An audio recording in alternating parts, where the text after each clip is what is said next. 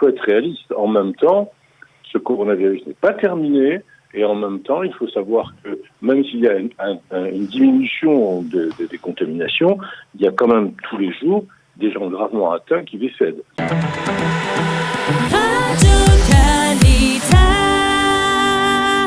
Baisse du taux de contamination du coronavirus et aussi du nombre de malades graves en Israël. Alors, est-ce que ces chiffres encourageants sont l'annonce de la fin de la 4e vague? C'est ce que nous allons essayer de vérifier ce matin avec le docteur Josrien qui est en ligne avec nous. Josrien, bonjour.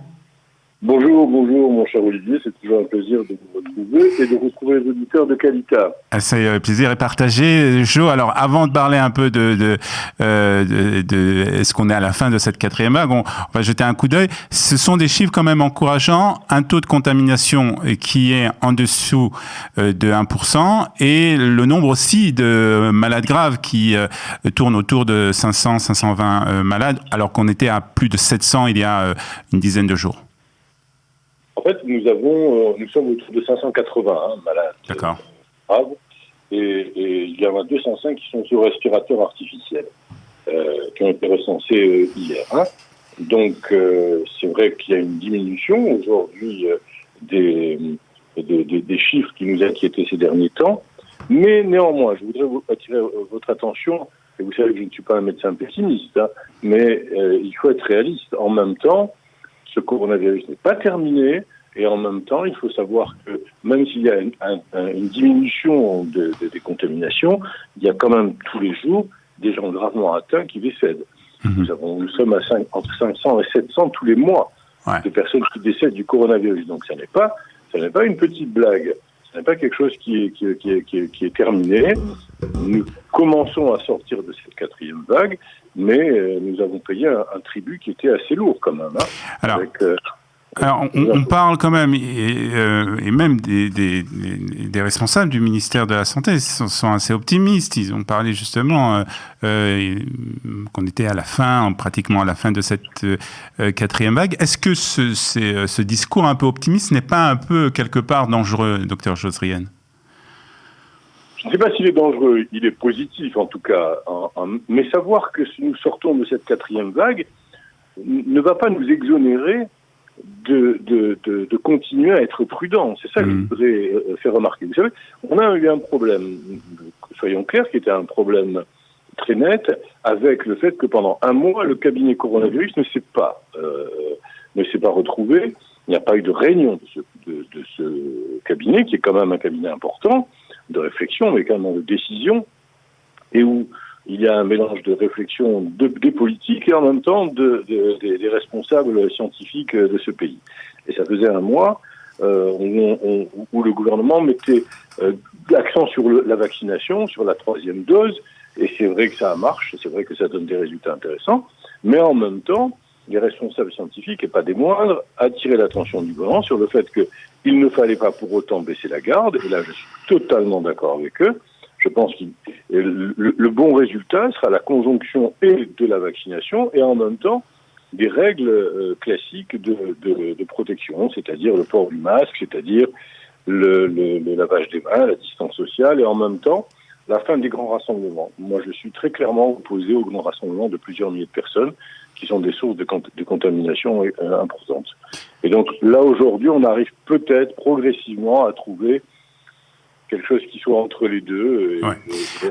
Alors, autre source aussi qui inquiète, les sources de contamination, et ça, il va falloir vraiment le vérifier dans les jours et dans les semaines à venir, ce sont les écoles, puisqu'on va dire que la véritable rentrée a eu lieu jeudi dernier, puisque depuis le mois de septembre, il y a eu les fêtes, et bien entendu, les enfants n'étaient pas vraiment à l'école.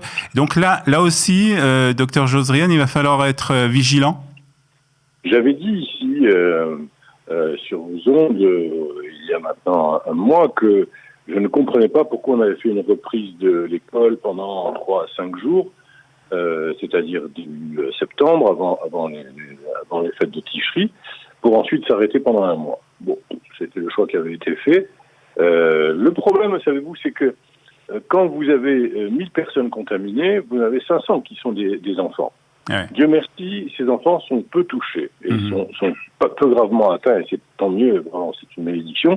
Bien qu'il y a un petit changement de ce côté-là et qu'on voit certains enfants quand même être, alors on ne va pas dire malades graves, mais qui sont quand même, qui ont certains symptômes. Bien sûr, oui, tout à fait, bien sûr.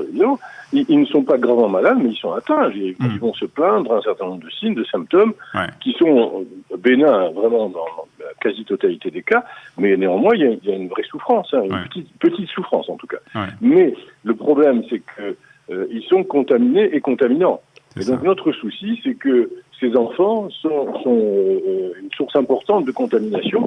Donc l'école est un problème parce qu'il risque d'y avoir donc il va y avoir des rassemblements d'enfants et donc peut-être aussi là une source de diffusion du virus.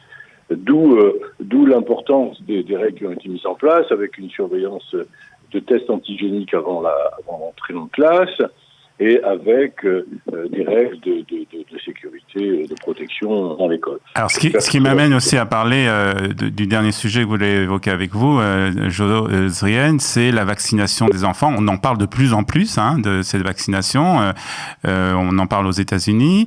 Est-ce que c'est quelque chose qui pourrait aussi arriver en Israël ? J'ai pas entendu votre question. Je voudrais parler de la vaccination des enfants, puisque on parle de plus en plus de la possibilité aussi de vacciner les enfants prochainement. On en parle déjà aux États-Unis en tout cas. Est-ce que c'est quelque chose qui pourrait arriver en Israël aussi ? Alors, c'est quelque chose qui est en réflexion. Il y a une vraie réflexion autour de ça. Il y a même des études qui sont faites actuellement. Il n'y a pas encore de décision de vaccination, de proposition de vaccination massive des enfants. Néanmoins, on a une expérience qui a été faite là-dessus. Non pas une expérience, mais en tout cas quelques résultats, puisque on a dû vacciner plusieurs centaines d'enfants en Israël et ailleurs, des enfants de moins de 12 ans, qui avaient un certain nombre de comorbidités sérieuses, et donc il était obligatoire de les vacciner pour pas qu'ils aient de problème. Et ça s'est bien passé. Les résultats sont bons, il n'y a pas eu de problème, les vaccins ont été bien tolérés, bien acceptés. Donc ça, c'est plutôt encourageant. Néanmoins, il est important d'avoir des études à grande échelle, qui est en train de se passer sur des grandes cohortes. Et donc là, on aura un peu plus de renseignements quand on aura les résultats de ces études. Et ça sera peut-être proposé aux enfants plus jeunes. Docteur Josrienne, merci pour ces explications ce matin sur Studio Kelita.